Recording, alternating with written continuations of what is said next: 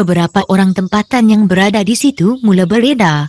Barangkali mereka tidak mahu campur tangan dalam urusan yang tidak menguntungkan itu. Penakut, terdengar suara protes, tidak tahu dari mana datangnya. Saya cuba mengesan tetapi tidak berhasil sama sekali. Hati kecil yakin suara itu datangnya dari lelaki berwajah keras. Ada dua alasan yang kuat kenapa saya mengatakan suara itu datangnya dari lelaki yang berwajah keras. Pertama, dia tidak begitu suka seperti menaruh dendam pada si mati. Kedua, dia seperti tidak puas hati dengan tindak tanduk si ulama berbadan kecil. Terdengar dengusan. Kali ini saya berjaya mengesan si pendengus tersebut. Tidak lain, bukan ialah lelaki berwajah keras. Dia tidak berpuas hati kerana tidak menerima penjelasan segera dari si ulama berbadan kecil. Dan protes itu dilahirkan dengan berbagai-bagai cara untuk perhatian orang ramai terutama dari si ulama. Apa juga yang dilakukan oleh lelaki berwajah keras, tidak dipedulikan oleh si ulama berbadan kecil. Keadaan demikian membuatkan saya resah semacam mungkin orang lain juga mengalami seperti apa yang saya alami. Lelaki berwajah keras bertambah agresif.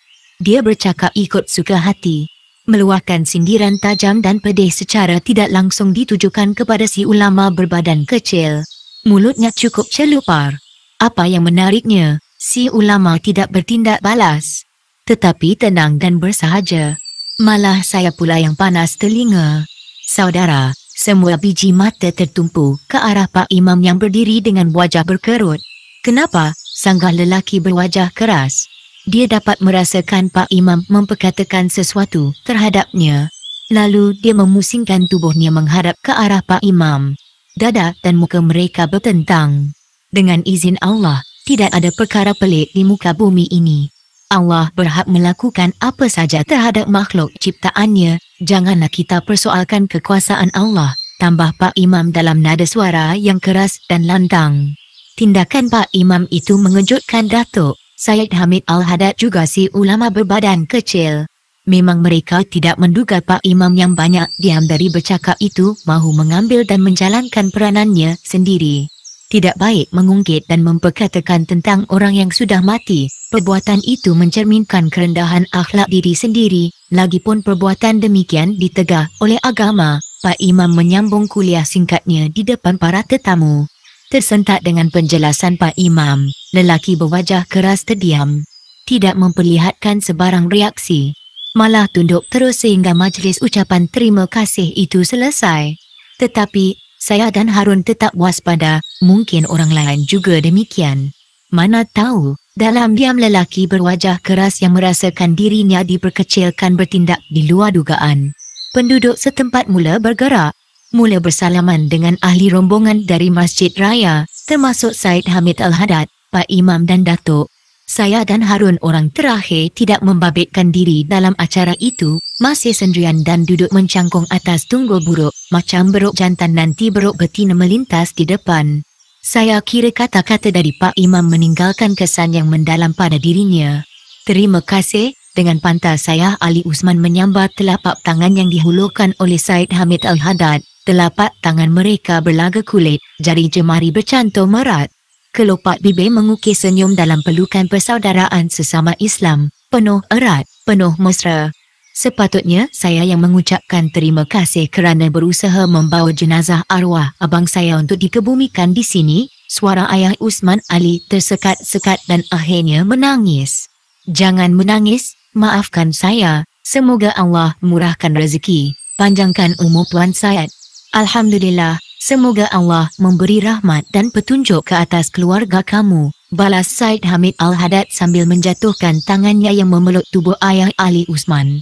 Syed Hamid Al-Haddad hanya melangkah beberapa tapak ke depan sebelum berpatah semula ke arah ayah Ali Usman. Sudah tentu perbuatan Syed Hamid Al-Haddad menimbul persoalan dalam hati Datuk. Mungkin juga dalam hati Pak Imam, tetapi Ali Usman tidak pula menganggap perbuatan Syed Hamid Al-Haddad sebagai sesuatu yang luar biasa. Lelaki yang marah-marah tu, orang dari kampung mana? Syed Hamid Al-Haddad bertanya secara berbisik kepada ayah Ali Usman. Anak jati kampung ni, tinggal sebelah darat dekat sungai, balas saya Ali Usman secara berbisik juga. Saya nak berjumpa dengannya. Terbeliak sepasang biji mata ayah Ali Usman seketika. Tidak terdetik di dalam hatinya yang Syed Hamid Al-Haddad berminat dengan lelaki berwajah keras. "Bawa saya berjumpa dengannya," desak Syed Hamid. Tanpa bertangguh lagi, ayah Ali Usman membawa Syed Hamid Al-Haddad bertemu dengan lelaki berwajah keras yang termenung di Tunggul Buruk. Pertemuan Syed Hamid Al-Haddad dengan lelaki berwajah keras itu berlangsung lebih dari setengah jam. Ada ketikanya, mereka kelihatan seperti bertengkar dan mahu bergaduh dan dalam masa yang sama nampak cukup mesra. Apa yang jelas, lelaki berwajah keras tetap dengan sikap agresifnya, cepat naik darah dan bercakap dengan suara yang tinggi. Seolah-olah mahu mengerit Syed Hamid Al-Haddad dalam pergaduhan kecil. Usahanya itu gagal, dapat dikalahkan oleh Syed Hamid Al-Haddad dengan sikap perwatakannya yang lembut dan tenang. Walaupun ayah Ali Usman tidak melibatkan diri dalam dialog kecil antara Syed Hamid Al-Haddad dengan lelaki berwajah keras, dia tetap mengawasi keadaan. Semasa Syed Hamid Al-Haddad menjejaki riwayat silam lelaki berwajah keras itu secara perbualan dari adik si mati, Datuk mengambil peluang mengajak Ali Usman, lelaki 40-an, ke pondok pamannya, Raja Susuk yang terpencil di kaki bukit. Saya diajak oleh Datuk untuk menemaninya ke kaki bukit. Pemergian saya dan Datuk dipersetujui oleh Pak Imam dengan bersyarat Harun mesti tinggal bersamanya untuk mengikuti perkembangan pertemuan Syed Hamid Al-Haddad dengan lelaki berwajah keras. Syarat itu bukanlah syarat yang sulit buat Datuk. Tetapi, bagi Harun syarat itu sungguh menyiksakan. Dia harus berpisah dengan saya untuk sementara. Perjalanan ke Pondok Raja Susuk terpaksa melalui denai yang saya kira laluan binatang buas yang kiri kanannya penuh dengan semak belukar. Kami tidak boleh jalan bersaing kerana denai yang sempit muat untuk laluan seorang saja. Suasana terasa menyeramkan di bawah sinar matahari yang keras. Terdengar bermacam-macam dari berbagai jenis unggas. Yang kita lalui ini, laluan gajah waktu malam. Kadang-kadang waktu siang begini ada harimau yang lalu, ular tedung melintas. Kalau nasib baik dapat melihat kijang, oh, itulah reaksi saya. Berbulan-bulan saya berulang-alik di laluan ini. Tidak kira waktu, ada masanya waktu tengah malam, subuh, pagi, petang, tengah hari memujuk dia supaya bertaubat dan kembali ke jalan yang benar. 4 kali berulang-alik belum tentu dapat bertemu dengannya, cerita Ali Usman. Datuk tidak memberikan sebarang komentar. Dia hanya anggukkan kepala. Saya kira bermacam-macam bergolak dalam tempurung kepala Datuk, bagaikan ombak memukul pantai. Pasti, Datuk tidak dapat memisahkan barang dalam bungkusan di rumah Harun dengan pondok milik Raja Susuk di kaki bukit. Semuanya itu mungkin ada kaitannya.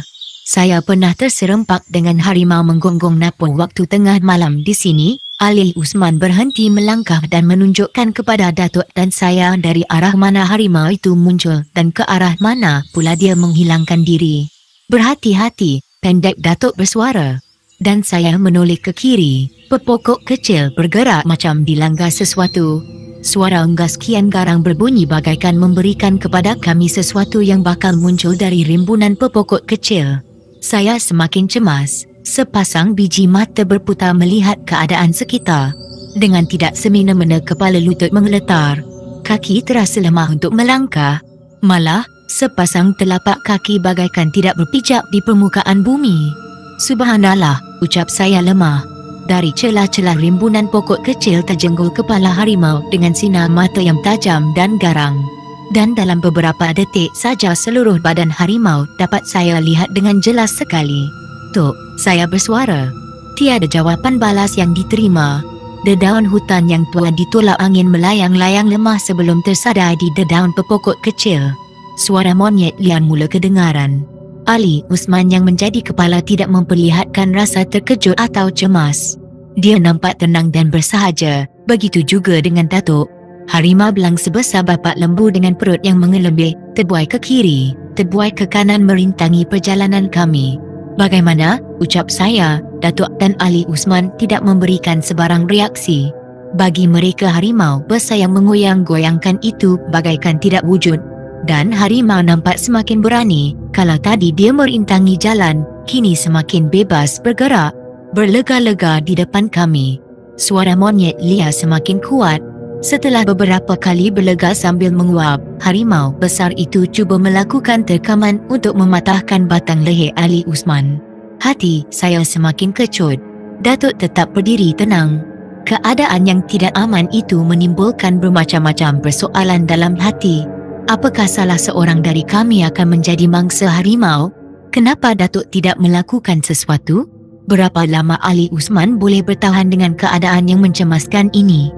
Saya menggigit bibir sambil menarik nafas panjang. Harimau terus melakukan terkaman maut ke arah Ali Usman yang tidak berganjak dari tempat dia berdiri, bersedia menghadapi sebarang kemungkinan. Setelah menyorot dengan teliti pergerakan harimau belang, saya dapati ada sesuatu yang aneh terjadi. Setiap kali harimau itu melakukan terkaman akan mengalami kegagalan. Hanya mampu melompat separuh jalan saja. Harimau itu nampak seperti kehilangan tenaga dan kekuatan. Kaki belakangnya seperti tidak berfungsi untuk menolak tubuhnya yang besar itu ke arah Ali Usman yang sedang menanti di depannya. Dalam usaha menahan serangan harimau belang berbadan besar, saya dapati Ali Usman melakukan dua perkara. Dia tidak berganjak pada tempat dia berdiri dalam kedudukan sebagai seorang jago silat menentang musuh. Sepasang matanya tidak berkedip merenung ke arah anak mata harimau liar. Agaknya, kerana bosan, sering mengalami kegagalan menekam Ali Usman, perlahan-lahan harimau itu beredar sambil mencium dedaun pepokok renik di kiri dan di kanannya. Kamu nampaknya hebat sekali, kata Datuk. Perkara begini memang selalu saya alami. Lalu Ali Usman menoleh ke arah saya dan Datuk. Pendek saja, jawab Datuk. Dan perjalanan pun diteruskan. Suara jeritan monyet tidak kedengaran lagi tetapi suara burung masih kedengaran, terutama burung murai batu, lebah jambul dan koang. Hati kecil tetap mengharapkan tidak akan berhadapan dengan perkara yang tidak diingini. Matahari tetap ramah memancarkan cahayanya. Walau apapun, kami tetap melangkah dengan hati-hati. Kata arwah bapa saudara saya, semua binatang buas di kawasan ini sudah dikuasainya. Sudah diilmukan secara jauh. Semuanya sudah disusuk secara batin. Ungkapan Ali Usman itu sesuatu yang mengejutkan dan saya menoleh ke arah Datuk. Saya tidak tahu kenapa Datuk berdehem. Mungkin ada sesuatu yang tersirat dari suara tersebut. Apa yang pasti ungkapan yang keluar dari kelopak bibir Ali Usman menambahkan perbendaharaan pengetahuan saya. Barulah saya tahu rupanya binatang buas juga boleh disusuk. Benarkah perkara ini? Timbul pertanyaan dalam hati. Orang yang satu keturunan dengan paman tidak akan dibinasakan oleh binatang buas dan mereka sering diuji. Ada syarat tertentu untuk mengatasi ujian tersebut. Apa syaratnya? Dengan pantas Datuk meningkah. Menentang anak mata binatang buas dengan tidak berkedip. Ibu jari kaki kanan dibengkokkan. Jelas Ali Usman sambil berjalan.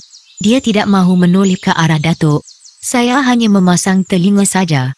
Kamu percaya dengan cakapnya itu? Langkah Ali Usman terhenti seketika. Dengan pantas dia menoleh ke arah Datuk. Kerana Ali Usman berhenti secara mengejut menyebabkan saya hampir melanggarnya. Datuk tersenyum melihat gelagat saya. Dalam hal ini susah saya mahu menjelaskannya. Nak kata tak percaya, perkara itu macam benar. Lemah benar suara Ali Usman, selemah hayunan kakinya. Buktinya, Datuk minta kepastian. Pernah di suatu petang saya terserempak dengan babi hutan yang ganas terus menyerang saya. Kerana tidak ingat pesan paman, saya terus melarikan diri. Entah macam mana dalam keadaan yang kelam kabut, saya teringat cakap paman. Apa yang dicakapkannya, saya buat. Mata babi hutan itu saya tentang, dan Ali Usman berhenti bercerita. Akhirnya jadi macam mana? Soal Datuk. Bila ditentang dengan penuh rasa yakin, babi hutan itu tunduk dan undur ke belakang. Itulah sebabnya saya kata susah nak cakap, nak kata tak percaya pun tak boleh. Bila percaya rasanya macam tak masuk akal. Jujur benar Ali Usman menerangkan keadaan sebenar yang dialaminya. Penjelasan dari Ali Usman membuat Datuk tersenyum panjang. Andainya, pada ketika itu ada orang bertanya tentang pendirian saya dalam hal ini, pasti saya katakan sama dengan pendapat Ali Usman.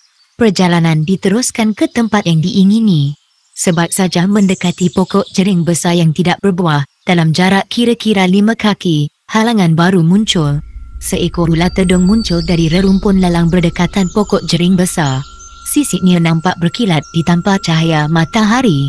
Ular itu duduk di tengah jalan sambil memanggungkan kepalanya, lidahnya yang bercabang terjulur keluar, bergerak ke kanan dan ke kiri. Sungguh menyiksakan. Perjalanan menuju ke rumah peninggalan Raja Susuk penuh dengan rintangan dan cabaran. Kenapa Datuk memilih cara ini menyelesaikan masalahnya? Fikir saya dalam hati sambil merenung ke arah ular tedung yang tegak berdiri melepasi kepala kami bertiga. Tiba-tiba dengan sekelip mata ular itu hilang dari pandangan saya. Secara otomatik saya terfikir ular tedung tersebut bukan ular sebarangan. Sudah pasti ular jadi-jadian dan harus dimusnahkan. Sebab saja saya berpendapat sedemikian, ular itu menjelma kembali betul-betul di depan Ali Usman dalam jarak yang cukup dekat, tidak sampai 10 kaki. Apa yang tergambar dalam kepala saya ialah sebuah kematian yang mengerikan. 3 manusia mati serentak di patok ular tedung. Jangan bergerak, terpinga-pinga saya mendengar suara Datuk. Bagaikan ada kuasa gaib, sepasang kaki Ali Usman dan saya bagaikan dipaku di bumi. Tidak bergerak walau seinci pun. Memang ada niat untuk menoleh ke arah Datuk. Bila mengingatkan arahannya, hasrat tersebut terpaksa dikuburkan begitu saja.